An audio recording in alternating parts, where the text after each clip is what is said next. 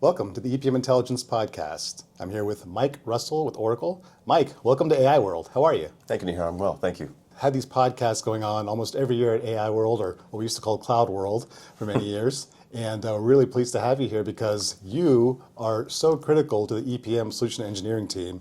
And want to learn more about how you work in your life and what you see when you talk to customers about enterprise performance management. So tell me, what is the most surprising thing that you've learned about the field in your years doing this? I joined Oracle from a customer, and I had moved that customer from their legacy setup to EPM solution. And their legacy setup was antiquated, just the nature of it. What's been stunning to me was how many other customers are just like I was. How many companies out there are still doing things the old-fashioned way, blood, sweat, and tears, Excel spreadsheets, manual processes, and seeing that there are so many companies in the landscape that can leverage EPM for everything that it does, the full suite. So that I think has really been eye-opening for me, something that I've learned very quickly. And it's allowed me to kind of contour the way that I approach my customers. Let them know, look, this is a very common problem. This is, you're not facing things that are outside of normalcy. This is all this is what we do. We specialize in this, helping you get better. So yeah. So tell me a little bit more about that. What was your background before getting into the software sales business? And how do you relate to these customers that are typically finance or accounting or even IT professionals? Yeah, I was one of them for a lot of years. My career started in database, administration, and then quickly pivoted into business analytics and more database, we used to call data mining. We go back far enough, right? And then eventually I moved into corporate finance, financial analysis, FP&A, so to speak, all the while still retaining some of that SQL systems experience background. I always had one foot in systems, but I really embraced, Essbase, learning that back in 2005. And then, fast forward, you keep moving, learning different tools, e-business suite, JD Edwards, PeopleSoft, OBIE, right, all that good stuff. I did not know that Oracle had moved into the cloud, circa 2016, 17. I joined an organization. They had not, I did not realize that EPM was in the cloud. But I found that I was, really quickly, oh my gosh, Essbase is now available in the cloud and all the power that comes with that. And because I was one of them, an FP&A guy in accounting, I did journal entries and all that stuff, I'm able to speak their language. I know what it's like. I've been there. And because I had moved from there eventually into financial systems officially, and accepted my fate as a systems guy, which was great. I loved that, embracing that. I understood all three pieces, the finance side, the systems side, and then the bridge between the two. Right. And I think that's what was so critical. So yeah, I think that's my background and why I think when I talk to customers, back to your original point, your original question, I can relate to them. I can anchor them in, you're safe with me. I'm going to walk with you the whole way, holding your hand. We're good, and I've been here, I've done this, I've transformed a business, and it's, just wait to the other side. It's going to be really great. That's awesome. You mentioned something that's really near and dear to my heart, and also where I started my career, Essbase. What is Essbase for people who may not have heard of it or are new to the cloud and maybe haven't worked with it in the past? But we both know that it's one of the most favorite tools of every finance office. But what does Essbase actually do? Sure. How can I answer that question without saying extended spreadsheet database, right? That's what Essbase stands for, of course. Essbase is, you're, from a technical perspective, a multidimensional hypercube. What does that mean? It means all those relational connections between your data points that you can have at the multidimensional level, and you can slice and dice that data, whether it's by period or by entity structure, and it allows you to, or account structure, and you can aggregate and roll things up. So imagine a spreadsheet with your 60-tab multi-tabber that stretches all the way out, but instead of having index match and VLOOKUPs and if statements doing all that calc, the cube is doing all the heavy lifting for you. And that means you can write business rules against it and have it aggregate at certain levels, certain hierarchies. And for finance and accounting, that's so powerful because we live in the chart of accounts. And so being able to say, look, I want to take this set of the accounts and do these activities with it, this math with it, but then on these I want to do this math with it. And now I want to create a metric off of that math and divide that math by this math. That's pretty challenging stuff in Excel, but with Essbase, that's mere seconds away. Wow. So, and then put more and more data on top of that. Again, a spreadsheet is going to become 5 megabytes, 10 megabytes, 100 megabytes. And you're opening it up and it says edit links, processing, opening, all that goes away with Essbase. And that's, I think, really the power that, as you mentioned, now several decades ago, but it was one of the best inventions of the 90s, right? The top 10 inventions of all time, and luckily it's Oracle IP, so it's great stuff. For customers and for folks in finance that are used to using Excel, how could you take Excel out of their hands and give them a database, right?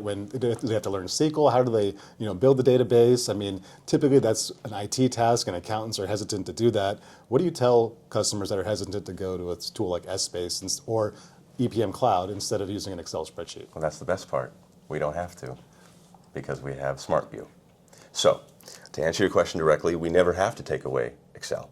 SmartView is that direct connection from Excel to the cloud.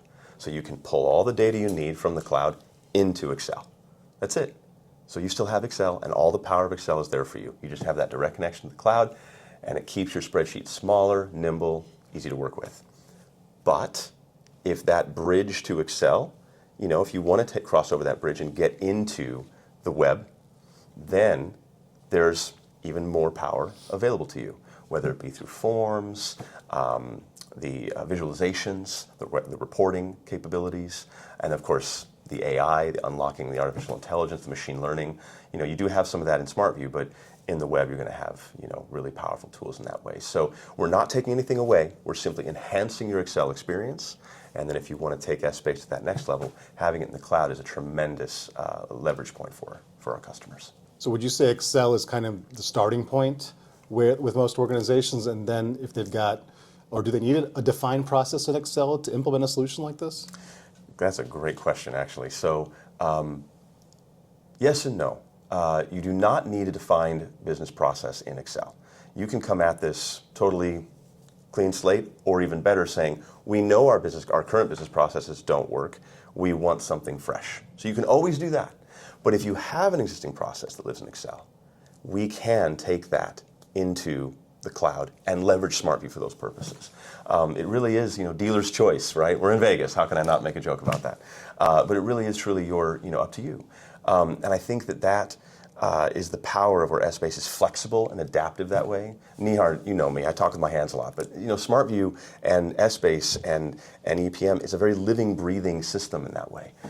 Hey, we are using SmartView today, but maybe 6 months from now, we don't want to phase out SmartView, but we want to start using more of the web. You still always have SmartView that is available to you. We're not taking that down. So I think that's probably how I'd frame that customers can do whatever is, choose their own adventure, whether it's SmartView, Essbase, being in the cloud, et cetera. So when you've got so many options, what do you see as some of the challenges when it comes to customer adoption going from an Excel-based process to a system like Oracle EPM Cloud? Talking about user adoption, you're talking about training, you're talking about helping them along, and that's where our partner, EPMI and other partners help, and of course Oracle is involved in that too, in education and helping it feel easier, because it can be a massive shift. If you've been working things in a big Excel pivot table for decades, and that's all you've known, and suddenly now you're talking about this thing in the cloud, and we're pulling data through. I think that's one of the biggest challenges, is helping people understand that people component. Beyond that, I think scoping, requirements gathering, that's takes some patience, right? Some of that is a little bit of that ripping off the Band-Aid, where sometimes things are done a certain way for decades because customers may not want to have to face the skeletons in the closet, so to speak. And that's okay. That's normal. That's what happens when you're starting to dig up things from decades ago. Can I share a story? Sure. So many times over the years when I was an allocations guy. I think I did something bad in a past life, Nihar, because I was always the allocations guy at my companies. And I'd have this black box of how allocations were created. And I would be talking to my operations manager and saying, well, finance is going to put X amount on the P&L, because this is our allocation methodology for you. Of course, I get challenged. Mike, I don't know where that came from. Where did that number come from? Why are you putting $1 million in my P&L? Why are you making me go from being in the black to the red? And my answer was, I don't know. This was an Excel spreadsheet made 30 years ago that has never been updated. So this is an example of what I'm saying, is that sometimes you have to revisit those methodologies, and that can be painful. Being, I think, that mindset of we're going to revisit, we're going to ask ourselves as customers why we, meaning as the company internally, why are we doing it this way? Let's challenge the status quo. It should not be, it's always been done that way. And then, we want to take your business processes as a customer and fit them into the cloud, as best as possible. But there are things that you can do in the cloud that you couldn't do 10, 15, 30 years ago, right? So let's revisit those processes and find out how we can make it better for you because of technology being there that wasn't there previously. Yeah. So these are very, these are challenges. Also, I think, like I said, the training and just the general logistics of getting data into the system, understanding new process flows. This is, big stuff for companies who go from copy, extract, transform, load, and now we're going to use, what's in EPM natively, and helping understand how that's going to be better for their business. We've talked about customers that have Excel today, and they say, you know what, this is really manual, it's cumbersome, we want to put a database around this, we'll call it Essbase. What do you say to customers who already have Essbase and they're hesitant to put their data into a cloud? Sure. Yeah, it's the same concepts apply. Because they're getting the benefits of Essbase already. They've already got it. So what's the Why take the leap? The business reason on why they would want to make that kind of a change? Sure. Couple of things. My core message to my customers when they ask me, because I speak with many customers who have the old on-prem, whether it's Hyperion Financial Management, FPME, or just Essbase. Right. Mike, why should we do this? Well, first and foremost is that Oracle's research and development is going entirely into cloud. We're not ignoring our legacy products. They're still there, still supported. But all of the goodies, all the things that people want, all the things that people come to AI world to see are going to be in the cloud. And so we want to help you be part of that transformation, right? It's we don't want to see any of our customers left behind. And many of our competitors are still operating in the old way, and then they kind of bamboozle, customers thinking, we can still do it this way, just like you've always done it. Yeah, but that has a lot of shortcomings. We want you to have the benefits of the machine learning, the AI, the automation, the visualizations, the dashboarding, all of that and more. So I think that's a big one. Beyond that, I think data is the fuel of the modern enterprise. And if you have good data, you can unlock a lot. And I think when you're on-prem, there are just core limitations. You run into storage issues. You run into costing. You don't have that in the cloud. Certainly with EPM, with Oracle Cloud, we don't charge you for data. We don't charge you for processing. You can I always joke with customers, you can put the Library of Congress in EPM. We don't care. So I think those are some of the core reasons I message why people want to move to the cloud and migrate. And I'll leave it to, when you mentioned about Essbase specifically, the world of HFM and Essbase on-prem way back, there were things that you had to do, manual calculations. You had to write scripts. A lot of that today is out of the box in the cloud. It's there. I countless times show consolidation and close to folks, and I say these are all ready to go for you now. All these processes, open balance carry forwards, currency translations. It's all there, ready to go, and you now have insertion points to make it more configured for you, specific to you as a customer. This stuff just simply didn't exist 15, 20 years ago. I think that's the real power of where we want to see our customers evolve and adapt into today's modern solution. That R&D that's going into rebuilding and replatforming these tools really leads me to think that, this next wave, we had, obviously we started in the pre, when I was born probably, we had mainframe technology. Then we went to the server client model. And now, for the past 15 years, we've been talking about cloud. We're at AI world now, artificial intelligence.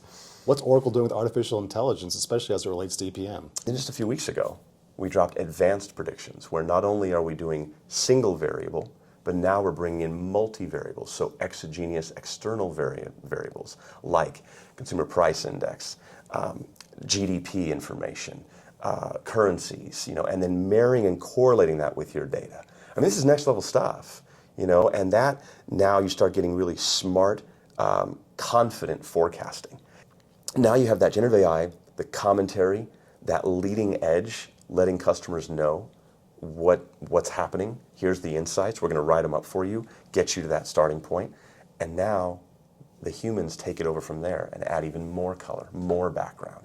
So I think between that, the machine learning, the big one right now is, of course, the agentic AI, the AI agents. That's going to be coming for EPM.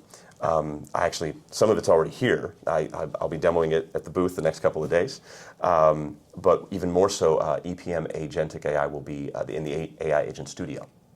But I have an allocation agent to show where you can communicate with the system and let it talk to you, let the robot. I always say it's like the dog with the bone, right? Hey, human, I went and found this for you. Whatever you want me to do with it, I'll do, but I went and found it. You tell me what to do. And that's what I think is really, that cutting edge. So yeah, I think with the forecasting and the machine learning, even in account reconciliations, being able to let the system in the future present to you potential transaction matches that you may not have seen. Those rules that you set for transaction matching are currently defined by the customer. Imagine the system going in and saying, hey, this could be a matching principle rule that you could leverage. Do you want to use it?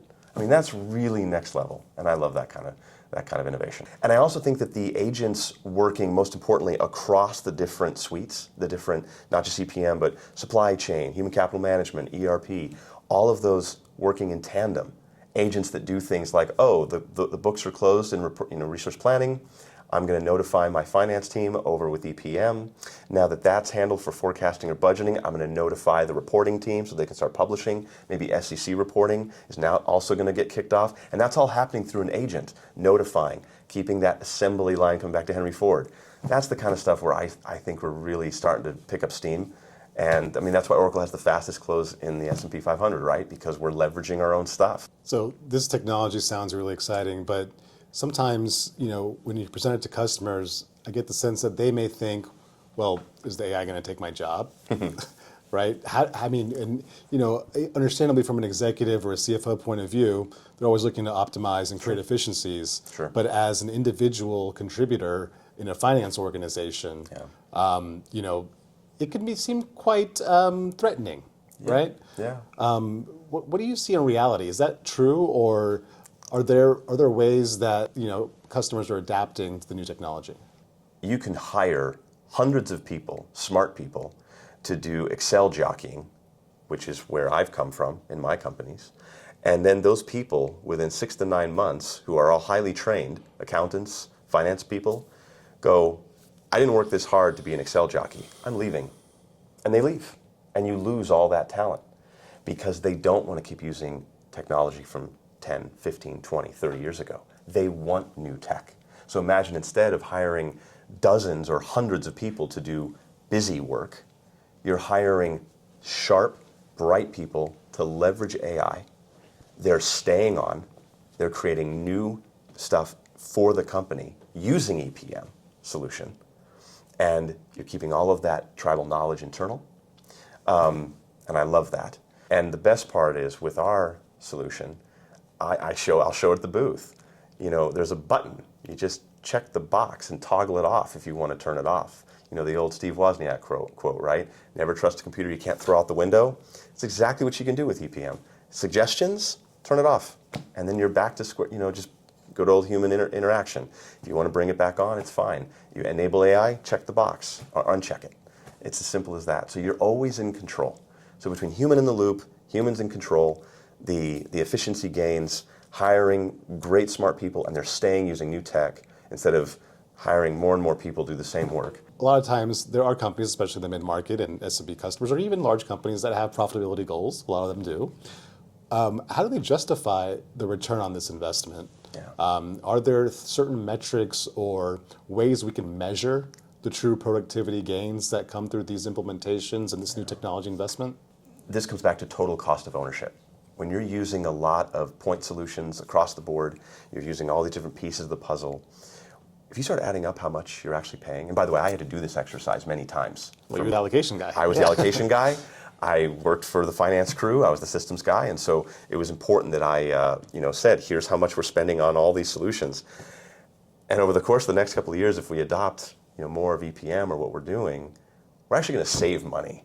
And that's what I found time and time again is how much you're shelling out for data and processing and overtime fees for your employees, the cost of servers, on-prem, virtual machines, all that stuff adds up. Yeah. All that goes away, it evaporates with EPM and the cloud. So when you look at total cost of ownership, it actually will save you money in the long run. Of course, our team also has business value services, which helps our customers for free get the return on investment calculations to get a sense of how much this will actually cost and how much you'll save over the course of the next few years. And compared to competitors, in many cases, what we're offering is far more price friendly when you compare to them. And they might be bringing a cloud solution. They might be bringing a lot of what we bring to the table. But when you look at it in that time horizon, we're actually the better choice. The accelerated, we'll call it integration between enterprise resource planning and enterprise performance management, Sure. or ERP and EPM. Sure. Do you have to be an Oracle ERP customer to deploy Oracle EPM? No, we are source system agnostic. So, true, we have many customers who are on eBusiness Suite, they're on JD Edwards, they're on PeopleSoft. Great, that's a nice advantage. But if you come from SAP, Microsoft, Infor, Bond, doesn't matter, whatever system you're using, I myself was connecting to a Dynamics Solomon SQL server on-prem with EPM. Doesn't matter. We can do anything and buttress up against anything to help with wherever your source system is. You've got a trial balance and green sheets. I'm kidding. But no issue there. We can interact with anything and everything. Data is but a connection and pulling it through, and then you have all the bells and whistles and goodies and gadgets and gizmos of EPM available to you. I'd like to end by asking you, if you had to give customers or prospects thinking about deploying EPM one takeaway or one thing to look into while making their decision on why EPM or why Oracle for EPM, what would your piece of advice be? EPM and Oracle Cloud is ready at any time. If you're curious, that's what guys like me are here for, to just show you. I'm not trying to sell you anything. I'm an auto mechanic. I just want to show you what the car can do.